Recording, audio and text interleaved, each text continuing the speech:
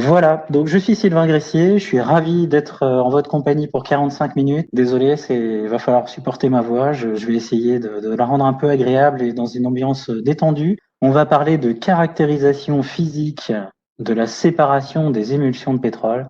Alors c'est un thème vaste, nous on va se contenter ici dans la partie 1 de travailler sur la désémulsification, l'usage d'additifs, l'usage de polymères pour venir séparer cette eau de l'huile de production. Donc c'est une présentation qui est préparée par Lume, moi-même, Stéphane Kuchler et Arnold Hull, qui sont mes homologues à Berlin, en mettant le moins d'additifs possible et le tout en s'adaptant aux conditions locales de production, c'est-à-dire aux différentes sources d'huile qui ont elles-mêmes leurs propres caractéristiques. Donc il faut des tests qui soient adaptables, rapidement mis en œuvre sur site et capables de tester un peu tous les types d'huile et de mélange. Et la troisième question, c'est est-ce que dans cette eau, il reste un peu d'huile? Parce que tant au point de vue environnemental pour les rejets que au point de vue coût de production, on a tout intérêt à séparer l'eau et à ne pas laisser d'huile dans l'eau. Et le cas 3, c'est le travail de nos internes et de nos doctorants chez Lume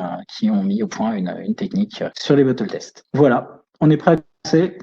On va aller sur le cas de 2 huiles venant de sites de production différents, un aperçu un peu visuel. Là, maintenant, vous avez 2 autres niveaux d'information donnés par l'instrument. Vous avez cette cinétique où on voit à quelle vitesse ça va évoluer et l'instrument vous donne aussi le pourcentage de cette petite zone qui est là en fonction du pourcentage total en volume de l'échantillon. Ça permet de comparer, de répondre à la question « how much ?» à 15% du volume en hauteur. Je suis perdu, voilà. Deuxième cas, un petit peu plus précis, maintenant qu'on est allé dans la présentation de ces technologies et qu'on a pu aller... donc plus on va haut en transmission et plus on est clarifié. Là, si on compare les 2 échantillons, le 4411 permet de séparer l'inverse de la transmission, donc une turbidité de 20% supérieure. Sachant qu'on a mis la même quantité d'huile au début, c'est un effet qui est dû au désémulsifiant et pas au mélange. Donc là, c'est pareil, ce sont des résultats qui viennent d'une publication que vous retrouverez en ligne facilement. On a des espacements plus prononcés à 20 ppm qu'à 5 ppm, ça veut dire que ça déphase plus vite. Et deuxième information, on va plus haut en clarification, donc l'eau c'est pareil et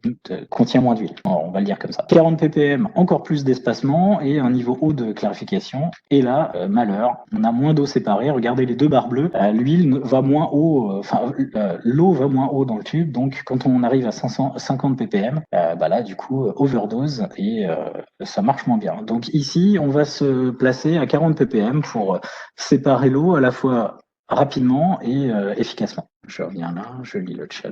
Donc le bottle test, sans des émulsifiants, un peu comme le cas numéro 1 qu'on avait vu tout à l'heure. Ici, donc, on va quand même partir sur le numéro 1 à 60 degrés, à un grammage assez élevé. Voilà. Après, tout dépend de l'objectif. J'ai peut-être même encore été plus rapide que la dernière fois.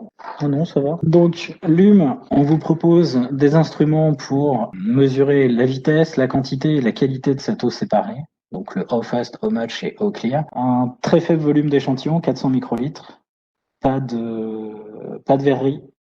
Pas de choses qui cassent, pas de choses qui blessent. On dilue pas et on passe pas son temps à sortir les échantillons de l'étagère. Voilà, avec un circulateur externe de 4 à 80 degrés. Et ça, c'est un instrument qui mesure de la densité optique pendant qu'il tourne, donc c'est très clairement une mesure hydrocyclone qu'on peut rendre plus simple. Donc multilongueur d'onde.